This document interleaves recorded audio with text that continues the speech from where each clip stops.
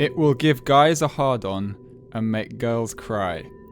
That's Gaspar Noé on Love, made in 2015. It tells the story of Murphy and Electra, two students in Paris, whose passionate 2-year relationship ends in tragedy. Love is a reverie of graphic sex, hot bodies fucking under the watchful eyes of a floating camera, under blinking neon lights so familiar from Noé's previous work, and this time, for some viewers, in stereoscopic 3D. As the film begins, we meet Murphy in an unrewarding domestic scenario with his son, noticeably named Gaspar, and his girlfriend Omi. The pregnancy, we soon learn, was unplanned. The relationship with Omi too is far from ideal. But very quickly we focus on Murphy's longing for the absent brunette Electra. Gaspar Noé filmed the numerous sex scenes unsimulated and unchoreographed. No prosthetic penises, no body doubles, no digital trickery. Real genitals, hairy, hard, soft, wet. Despite this, Noé insists the film is far from pornography, emphasizing its focus on intimacy and relationships. Love, he says, is not only a land of pleasure and joy, but also a land of war and fear. You're listening to Move to You. I'm Ralph. I'm joined by my friend Owen. Hello, Owen. Hi. Every week we discuss a film we've seen on Mubi because it's never been done before. Owen, did Love deliver? You know what? I thought long and hard about my feelings towards Love. Long and hard. And I was trying to work out, is this a kind of limp dick, pretentious protestation playing with love in a very, very French way? Or is there something deeper in this kind of cave of wonders? I had actually after your introduction, I have 3 immediate takes. The first one is Noé is a French-Argentinian filmmaker, but probably a lot more allied with what you might consider to be French cinema in a lot of ways. This is an incredibly Parisian film. There's certain moments that will come out, and I think there's a certain about the kind of looseness and or at least this imagined fantasy of what sex in Europe is like, and France being a country where the crime of passion, at least anecdotally, is still a permissible defense for murder in the courts system in France, right? At least that's the urban legend. So it's an incredibly French film in some sort of stereotypical way, or I don't know if that's just me reading it as that, as a kind of stiff, as it were, Brit. But my other kind of thoughts were, first of all, we've watched quite a few raunchy films, you and I, recently, or talked about them. We obviously watched Salo, a film where the sex is not a kind of physical intimacy, it's about power, domination, fascism. Pasolini's Salo, based on the Marquis de Sade book. This was before the pod, but we should probably review Salo. Yeah. I think we should at least do a little offshoot, because I think we watched Salo. Salo's about fascism, about power, youth being corrupted by these elder statesmen. We talked about Buñuel, and Buñuel, for him, if sex is there, it's part of these bourgeois etiquette and social structures in kind of upper class France. We also watched I'm looking at this continuum, right? And then we also watched a film whose name I completely forget, and we saw it at the BFI mixtape, and it was a 15-20 minute film about fucking. Yes, it was there were loads of people sucking their own penises. Sucking their own cocks. The I thought that was pure joke about Marilyn Manson removing a rib so he could. Very obscure. But anyway, we're getting off topic. We are, but we're getting way off topic. But I kind of want to think that sex is something which in film, because of Hays Code and so on, has. What's Hays Code? The Hays Code came in 1930, and it's what the Hollywood system kind of used to crack down on sexually explicit references in cinema, at least in Hollywood. So it was before then there was no censorship. Film producers had to rely on kind of local censorship boards, which were, invariably didn't care about film. So it was a lot more permissible in sort of films pre-1930 to show, quite sexually, not necessarily sexually graphic, but quite suggestive content, right? But after that, film kind of shies away from showing sex in a kind of pornographic way. And obviously there's a question about what porn is in relation to this film. So there's a sense, so it's in this long kind of continuum of films, it's not a film about politics and power and sex or class and sex. This is purely a film about intimacy and sex as part of that. My other kind of thought was actually on that, and I'll let you come back to these points one by one, but I felt like even though sex was the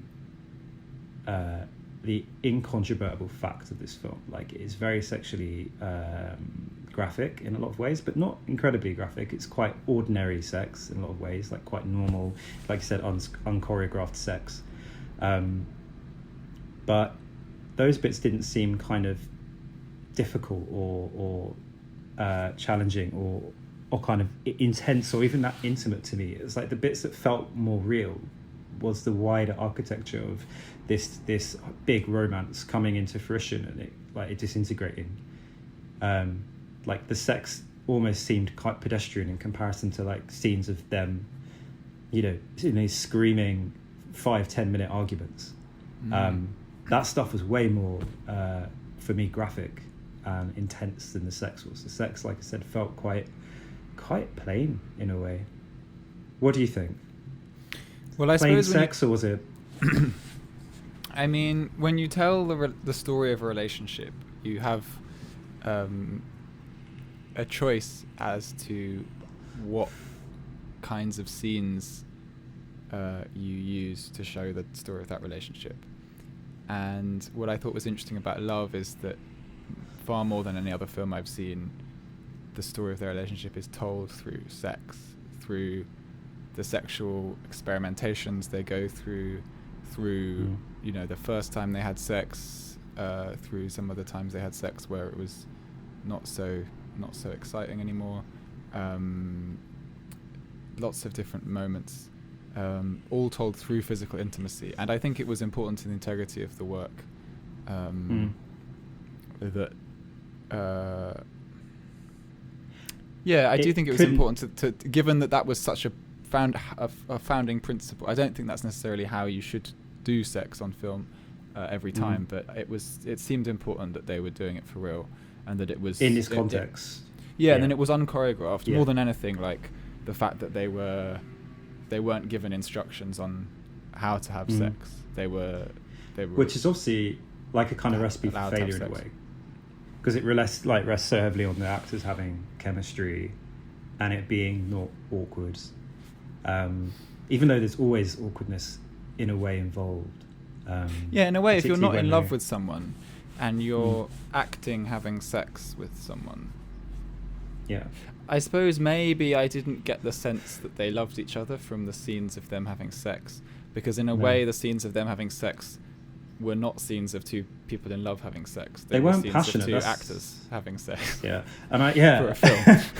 And I wonder, was that part of it in a way? Because by the focus being on real sex, unsimulated sex, he's obviously aware that he's putting actors in this kind of quite tense, nervous state anyway, being on this sound stage with fucking loads of cameras pointing at you. It's going to make the sex seem... maybe I'm adding too much into Noé's thought processes. I don't think he saw it that way. I think he just saw it about he couldn't depict a film about love without depicting sex, real sex. I think he thought all these people who make films with sex scenes and then the actors aren't actually having sex, they're fucking pussies. That's whereas in this film and he was like, I'm gonna fucking do it, and fair play to him. In this film they actually are fucking pussies. But for real. But the thing for me, the one thing that I thought before recording this podcast, I try not to prepare my thoughts too much, but a thought that crossed my mind when I was going for a run the other day was I think Gaspar Noé gives me that feeling that introverted lesbians get when they watch Chantal Akerman. As a straight white man who's been kind of raised in quite a sensory overload capitalist society, and who can't help but objectify like a bit, and also like finds that desire, like the man in this film is not like an honorable man exactly, but there's something quite endearing about his kind of he's sincere. He has intense sincerity. I think there are, I was trying to just rely on my impressions of it. The characters themselves are Murphy, Electra, and Omi to an extent. But the main two characters, those who fall in love, I think you're right when you say it didn't feel like people in love, because obviously the love is there, but it almost felt like the love was the object rather than this kind of mutual, supportive, nourishing understanding between two people. I was thinking of, Roland Barthes' A Lover's Discourse. And in that he talks about this destructive form of love, which is the tyrannical nets that a person gets caught into, and that they fall in love in a kind of bad faith way. And they fall in love in a way that is destructive and is really not about the loved object at all. It's about this own person's love, and it's a very destructive, poisonous thing. And that's kind of what this film felt like, right? Because even though we see the film in flashbacks at a point where he's in this unsatisfying domestic life, and he's desperately depressed, as we hear through this kind of voiceover. He's just literally Loved the voiceover, by the way.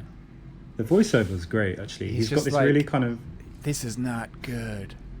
This is not good. Like the come down, or like whatever it is, like the feeling, the sense of dread that he's expressing. I wouldn't normally...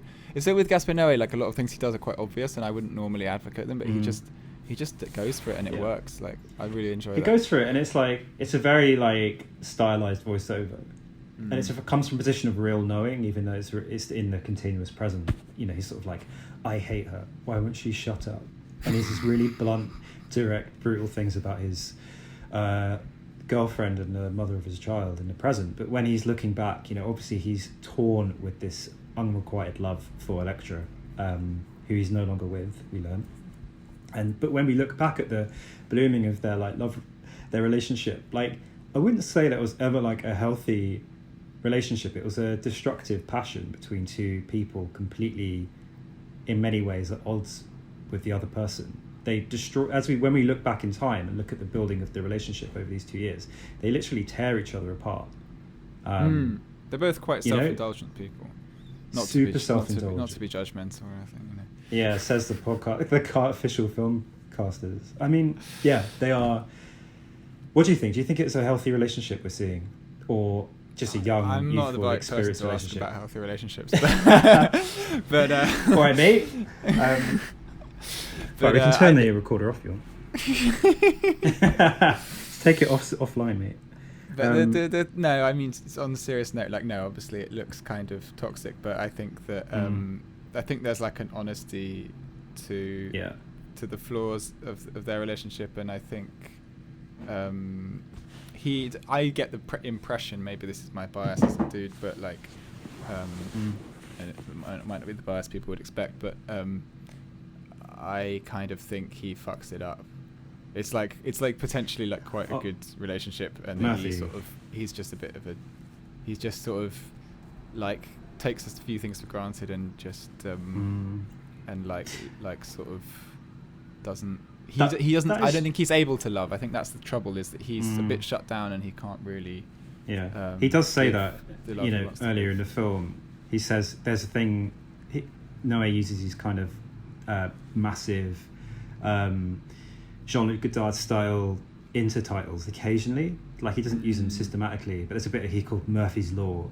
Everything will fuck up, and he's an incredibly cynical person and quite nervous. And yeah, he does fuck up the relationship in a lot of ways, because he's inattentive, he's self-absorbed, he's pretentious. But it's a pretentious universe. She's pretentious. Everyone they meet is, to an extent, is pretentious. Every character is pretentious.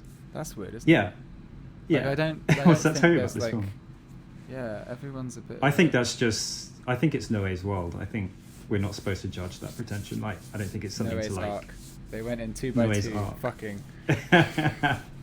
Fucking and talking about 2001: Space Odyssey, because he's a very self-preoccupied guy, and he's in France studying at film school, and sometimes he calls himself a filmmaker, and then someone's like, oh, you're studying, and it's this kind of mildly brutal bodying, and he's just, I suppose in a way he's supposed to be a proxy for Noé, right? Because when I've read interviews with Noé, he's like, this isn't an autobiographical film, but obviously the child that Murphy has with Omi is called Gaspar, right? Yeah, I mean, And that's just ridiculous. I got pissed off at that point. I was like, come on, man. Come on, mate. Gaspar, really? I think, but Noé's in this film as well, right? He's the ex-boyfriend. Yeah, he plays the character called Noé. Noé. And it's very, again, like, that's a bit more reasonable than the baby being called fucking Gaspar. And he kind of inserts... Get on with it, mate. He kind of inserts himself in the narrative as this ex-boyfriend. He has sex with Electra in the film after Murphy and Electra have an argument. He's this kind of, like, ex-lover who she is still somewhat entangled with, right? Like, they're both carrying different kinds of baggage into their relationship, and that kind of sets this powder keg off that pulls them apart, because the whole course of the film, they have these arguments. It's very kind of dramatic and intense. They have arguments, they fall out, they scream at each other, they make up, they make out and make up, and they use sexual experimentation to kind of explore the boundaries of their love, and those bits are interesting, right? And those boundaries are reached in very interesting ways. Like, like they go and they go to a swingers party, which he finds very. He gets very jealous and frustrated. They have a trans woman comes around and has sex with them, and he just completely freaks out. He freaks out. There's this threesome just with this one other woman who ends up being the mother of his child. That scene I found was like sexually the most convincing. I think so. Yeah. I think maybe one-to-one sex is much harder to convey, but something about the sort of threesome, the camaraderie feeling of a threesome felt like more authentic, given that maybe you're filming it anyway. Like the privacy of two people together is not impossible almost to capture, too much, but it is difficult. Almost too fragile and too potentially explosive, right? Because most of the scenes in the film are group sex. There's the sex club, the swingers club, and I love the like build up to that, because Murphy gets arrested for being drunk and disorderly at this art gallery. He punches Noé in the face. Yeah, with a bottle. He's like, have you got a headache? And the guy's like, oh, no, a headache. Boof! Like punches. He's like such a crass American in this refined French world, right? Because everyone's like, there's so many occasions where he gets dressed down by the French. So he basically gets arrested, and he doesn't get charged. Some privilege for you. He walks away, but the policeman who interviews him, interrogates him, invites him for a beer, and then we see Murphy in this like fucking French cafe, and a couple of scenes later, and the French policeman is there with like just another guy, and they're just saying, oh well, man, you need to let it go, just experiment, be easy, be free, be open, man. And he's like, yeah, I go to swingers clubs. And then next scene, they're at this kind of techno utopia, super glamorous, quite cool looking sex club, and the policeman is in the background again. It's just a really odd scene, like that invitation. Yeah, I didn't even remember didn't even think about the interrogating cop being in the. Yeah, I don't even think it means much. I think it's just like, he's just depicting like his world, which is this quite bohemian, arty, French art world where everyone's very sexually liberated.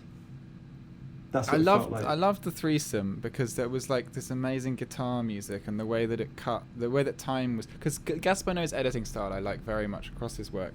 There's this kind of jump cutting that happens that's like quite abrupt and weird, and like it all sort of feels unnecessary, but like it actually it kind of wakes you up a bit. It's like these in the sex as well. Yeah, it's like a blink. and we see the same scene, the camera's static and hasn't moved, but maybe their bodies have moved slightly, and it means that maybe a second could have passed or an hour. That's kind of how I read it. It's like almost like this loss of time in these sexual scenes, because they last for. I'm not gonna lie. I skipped ahead on quite a few bits. Where I was just like, it's. I know when I was like running into like minute 8 of the dick sucking, I was like, well, I don't think I'm gonna get anything. You weren't enjoying it? Not even a little bit. Well, that's the thing, right? I don't know. I think it's such a. There's a weird way it's shot, because it's so well lit, and kind of almost, even though we know it's real because the things we read about it are real, and it was shot in 3D for lucky viewers, it almost feels like those bits are hyper real. Like it seems. So it doesn't function as porn for you because it's not like. No, it's not so low rent enough. No, I need a shoddy handheld camera in like a travel lodge, mate. Some bad lighting. Bad lighting. I mean, yeah, it's weird because it needs to look like so Zoom, realistic. basically. What do you think this is? For listeners, I mean, we do these podcasts like we on Zoom. We can see each other. We're camming. We just happen to be talking about. But yeah, this is. It feels very hyper real, you know. So you see these things. It's quite, in a way, it's very slow and kind of glacial, and it's quite unusual watching these scenes. And maybe you're right in a way. Like there are scenes where they're not as in love, because the opening scene, which is they're just having sex, right? She's like wanking him off, and it's quite an unusual. It doesn't feel very passionate or intimate, in a way. No, I mean, it was the first thing you see. For those of you who haven't seen Love, the first thing you see is just this single take shot of them having sex in a position that like not. I can't describe that position. How do you describe the position? She's sucking and wanking him off, and she's lying over. He's touching her cunt. Yeah, it's quite beautiful. Anyway, they're not making eye contact. Yeah, they're not making eye contact. No, it's not very loving, but it's. You could imagine it being something two people in love do. But it does. It sets the scene in a bit of a blunt way. It's like, okay, it's the sex film. You're gonna kick it off with some people having sex. And then I think he doesn't do himself any favors as someone trying to like do a film about like love. I think there's something about Noé that's quite similar to Murphy in a way, where it's like there are these noble intentions, and then he can't actually help himself. Yeah. He has to go down the route of being kind of like. He's submitting to his blunt and desire, isn't he? Yeah. Yeah, because like you're right, because obviously Murphy. Sorry, I almost slipped their names together. When Murphy talks in the film, may as well. His desire as a filmmaker, as a film student, he says, is to make a film that is honest and immersive and depicts real intimacy. With fluids and hard-ons and everything, and he says that, and obviously we're watching a film where that is realised. Yeah. So obviously, like Noé is saying, my goals are exactly the same as Murphy's. He identifies obviously with him quite strongly, even though Murphy is not a particularly likeable character in some ways. I think that's fine. I don't need people to be likeable. I mean, if you know. No, I know that exactly, but this is true. But for a sense, it felt like I didn't maybe have much of a buy-in with him. I didn't feel like I sympathised with the world at all. I felt differently. I felt I had more of a buy-in because he made me feel okay about the kind of grotty heterosexuality that I inhabit. I don't if that's say what that. You want to take away from this. I'm not. I'm not trying to cancel myself, but I just genuinely think, as a straight man, you do. This film touches on certain like sort of like difficulties in being in occupying that position and like finding your way towards like like I look at this film and I think like if what you wanted to do was to make a film about love, there are things you could have done differently. So it's almost like, in a way, I admire Gaspar Noé though for like, if this is like his attempt at making a film about love, it's quite a noble depiction of the flaws in the failings, his own inability to make that. Which is, I mean, that's no mean feat. Like, I'm not saying, like, obviously to make a film about love is like a really difficult thing to do.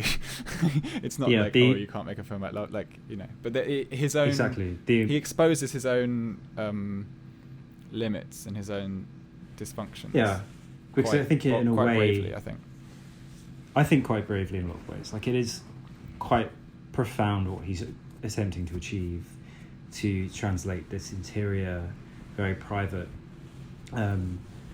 process between two people, in intimacy over 2 years, and to kind of convince us, as it were.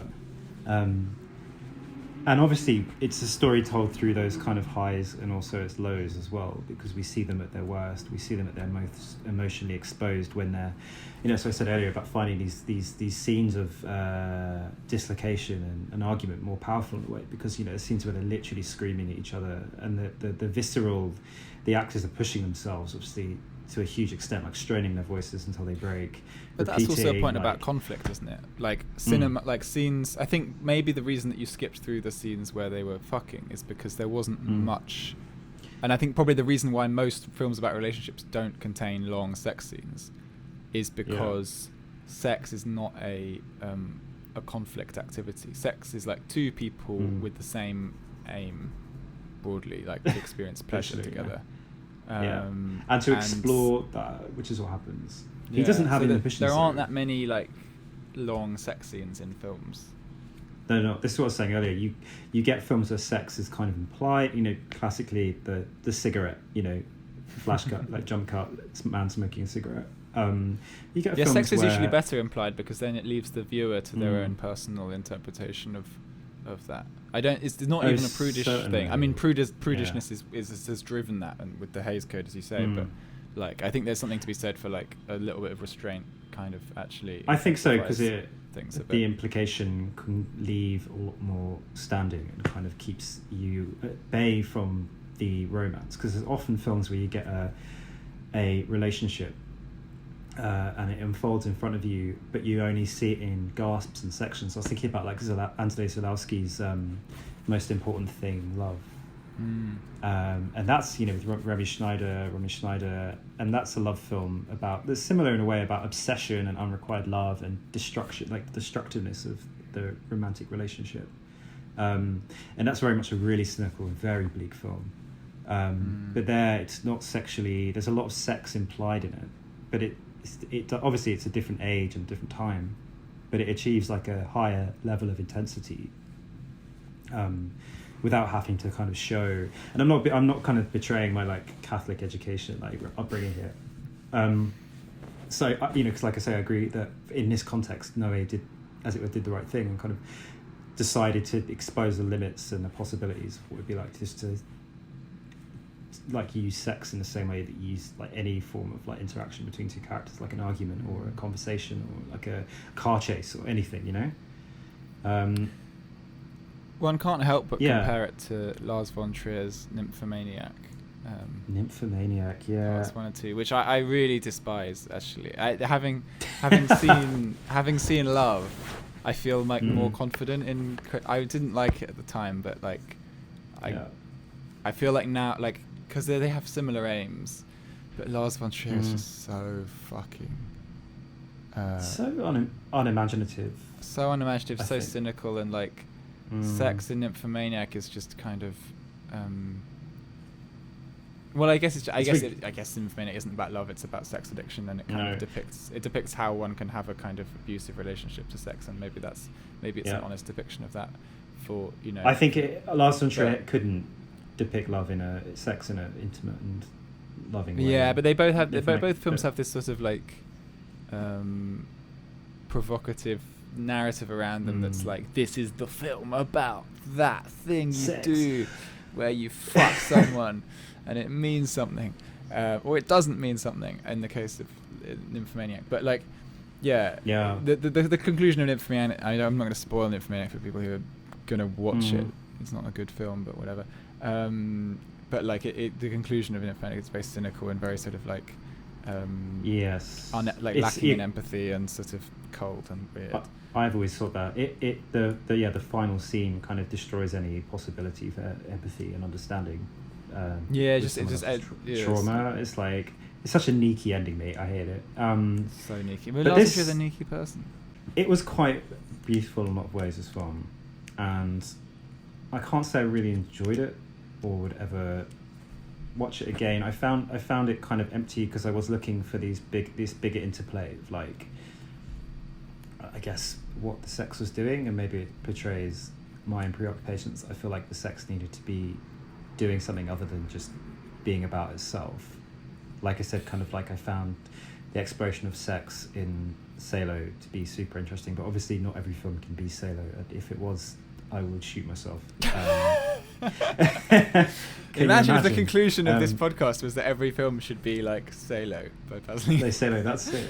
It would be quite I'm terrifying. sailing out. But yeah. What was I going to say? I was going to more. say... Let's Salo more, mate.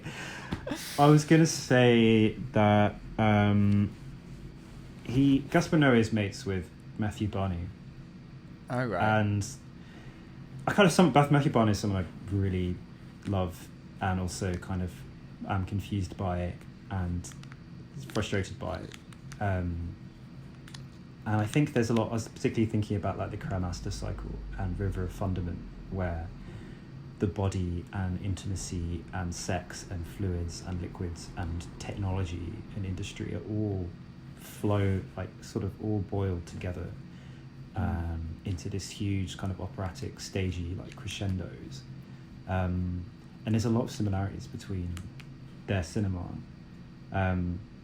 But this is that kind of cinema reduced to like this quite this intimacy. And it's like, I found that interesting. I think I find like, I suppose I was hoping for more operatics and more drama, and where the film did lean into that kind of those bigger dioramas, like the sex club, I found those bits the most compelling because they are really interesting. Right. And they that's take all on my this, like Enter the Void, isn't it? Enter the Void has huge operatics to it. Enter the Void is like his best film, I think, still. Oh, for sure. And I think Enter the Void has this narrative that's located outside of like just intimacy, because it's about, you know, a big ayahuasca DMT trip. It's about the afterlife. It's very surreal. This film is very rooted in very kind of real emotions. Yeah, maybe you can't make sex. a film about intimacy by like showing loads of intimacy. Yeah, it's a paradox, right? Because it's ineffable. So when you're depicting the ineffable, you have to take a different, you know. I wonder. Go off. I think he kind of like. I wonder if he did try and introduce. There's an element of that because it is very stagey. A lot of it takes place in like. There's very few external shots. It's mostly in corridors, in basements, in very plain bedrooms that are tonally very similar. Phenomenal. It's phenomenal. And it's almost like it takes place in this like mirror world, this kind of the parallel universe of what their love relationship is. It kind of almost when they go into cafes and restaurants, there's practically no one else there. They go to one cafe and there's a very beautiful scene with a kind of painting behind them. It clearly isn't busy. There's no other guest. You don't see like anyone with plates or a waitress or waiter. When they first go out to dinner with Omi, before their threesome, they're in another cafe and there's one customer, but again it's very stagey, and it's like almost like all of this is happening. The club they go to feels almost not like a club, it's too clean. The sex club feels like this kind of ulterior space. It's like all this intimacy is happening in this like fantasy mirror world, which is not quite the real world, which might reflect the headspace that you're in when you're falling in love. The rest of the outside world stops kind of existing. That's what it kind of felt like. Yeah, I mean, I think that generally reflects my feeling that like Gaspar Noé makes films that I think I want to make when I'm a bit drunk or like a bit like, do you know what I mean? Like he sort of at various points in my life I've thought like, oh, wouldn't it be amazing to like have like a film where you sort of you're literally in someone's head, and like when they blink it goes dark and you see their Peep hands, Show, and then like, that's That's Enter the Void has that vibe in Peep Show, yeah. And So. like, you know, like, wouldn't it be amazing to make a film about sex where like the actors were actually having sex and like the most of the scenes were sex? Like, they're all kind of quite obvious thoughts, and I have, but that's you know, for me, obvious is like, is a good thing, you know. Yeah, and actually you're right, because there's something quite respectable about him saying, carrying on that kind of like 4 a.m. coke chat thought, and being like, oh, I'm going to make a film that's just about intimacy, fluids, and is totally immersive and real. And he's kind of done that, even though he's, you know, like I said, it's got a lot of limitations. He's made this film which is a lot of people wouldn't think to make, because it is so immersed in one particular state of mind and one emotion, and explores it in all these different ways. And there's something quite noble about that. He's not tried to like contextualize. He's not tried to explain who these characters are. He doesn't bother giving them backstory. That's just probably why I couldn't really watch it in one go. Neither of us watched it in one go. We both watched it in bits. No. Yeah. I think so. I think that might, because you're very much in this rarefied bubble where, you know, the only things that kind of enter that world are like other things that they can have sex with, basically, or that are avenues to them having sex. In that sense, it is pornographic, because for me, like, as opposed to being erotic, for me the pornographic is like when the depiction of something is like uniform, and that it serves a kind of like basic biological purpose. Yeah. Like, it's like, it feels like a film to wank to. Yeah. Except like occasionally there's like a shot of a baby.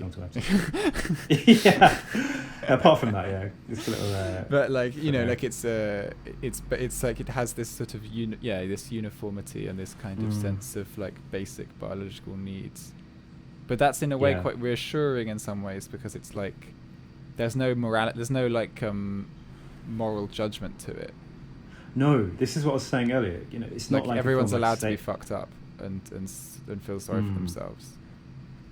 And there are no real victims here, because, if any, in a sense, because we're almost being taught that the destruction of love is as integral to that love as its growth and its development. It's like this big roller coaster ride. You know, like I said, it's not like Salo, where sex is about power. It's not about intimacy, or like through Brunel, where it's about social mores or anything. It's all of that is stripped away. It's just the sex act and the intimacy, and like all the other stuff is just allowed to wither on the edges of it. And that's quite interesting. But like you said, maybe that's why it's so intense to watch in one kind of big fat sitting. Just to play us out, or to move towards the conclusion, I collected a few YouTube comments where people share their views.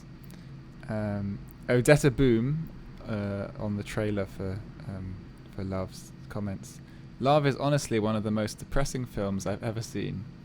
It's not necessarily a bad thing, but personally I'm never watching this film again.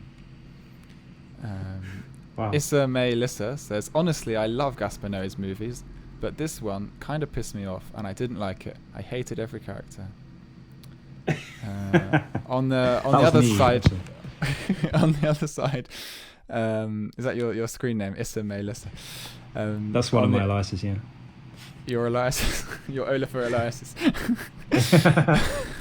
Nice. Javina Baruch says, actually ended up loving it. Sure, some parts were slow, but it kept me interested the whole way through, and I don't know if this is porn or art. All I know was that it was honest, sexy, and effective. Effective, says she's effective, masturbating. Sexy. Yeah. The sex scenes were sexier than any porn or non-rated hard R film I've ever seen. Wish they did more like this.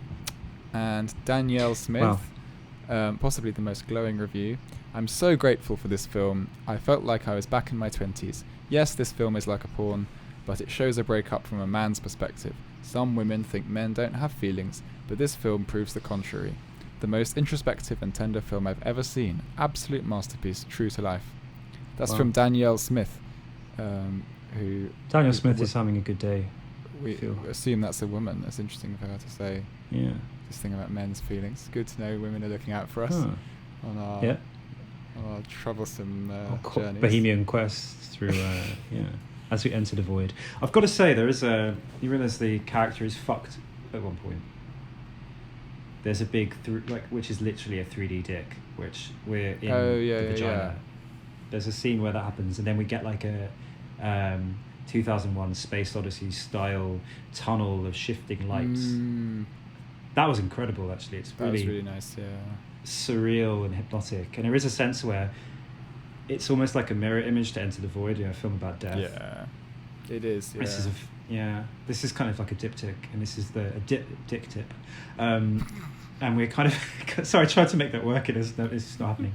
And we kind of enter the other side, and there's a point where, when we're going into the strobing light, Noé is just saying, getting bitches, we're going for a ride. Takes us right into the heart of this intimate love affair. And that's kind of all it is. So I really respect it for that. I was actually looking at movie comments, like movie reviews, which I find the movie audience are really hard to please. They are they're bastards, aren't they, movie? They're real bastards. Commenters. I always leave a star rating, but I never comment. I leave a. I'm not going to leave a comment. I don't want it to come back and haunt me when I'm running to be Prime Minister. They'll be like, "Fucking hell, you left a bad review on Bacurau, cancelled." Cancelled, get out, mate. This is my favourite review. Andre Bernardo, 5 stars. An unstoppable kick in the balls while naked. Wow. Yeah. On that note, yeah. Gaspar Noé, thanks so much for listening. What should we review next? I don't know. I actually got in touch with Mubi. Did you? I got in touch with their press team. It's sort of how come films keep coming and going with Movie Library. And I think the impression I got is that they're trying to speak to the manager. Did you do a Karen? I did. I Karen'd Movie. You Karen'd Movie. No, you're the fucking worst. I People spoke. Like you. That's why there's going to be a second wave. Switching. You know that meme, the Sickos meme. That's me. Okay. Yeah. I'll send it to you. Don't worry. And I suppose the impression I got is they're trying to iron out kind of licensing and distribution rights. Ah, of course. Yeah. So, I think they probably created the platform before they fully kind of figured out how they're actually going to make it work. I think they brought it forward because of the lockdown. Yeah, I think so. It's pretty bait, maybe. It's pretty bait. Pretty bait, but we fell for the trap, didn't we? One thing I will say, to close out this film, is to say that I think there's quite an optimistic, tender end to this film. I think the way talking about Bart and Roland Barthes, he says, he paints this very destructive, implosive interpretation of love when love is kind of focused on the kind of interiority of love. But when he says maybe there's a hopeful kind of alternative to love which is not destructive, where we can learn to kind of truly tenderly kind of understand the person we love rather than destroy them through our fantasies and projections. And I feel like at the end of the film, he's kind of had this big love affair, it's clearly over, and now he's got the opportunity to pick up the pieces and move on with his life. And it doesn't show us that happening, but the implication is there that he's got everything around him for a happy life, and he's just got to learn to live again, basically. Do you know what I mean? He's got this son, he's got a beautiful girlfriend, mother of his child. I don't know, it felt like there was an optimistic potential there for him reliving a new love, fresh love, and kind of moving on. Yeah, I suppose the film is Murphy putting to bed this really painful episode of his life, and there's a possibility that he could actually make something good out of what is not a terrible situation. Yeah. Beautiful child, beautiful partner, beautiful house. Yeah, what more could you want? All right. Really. Thank you very much for listening, everyone, and we'll take care. Peace next out. week.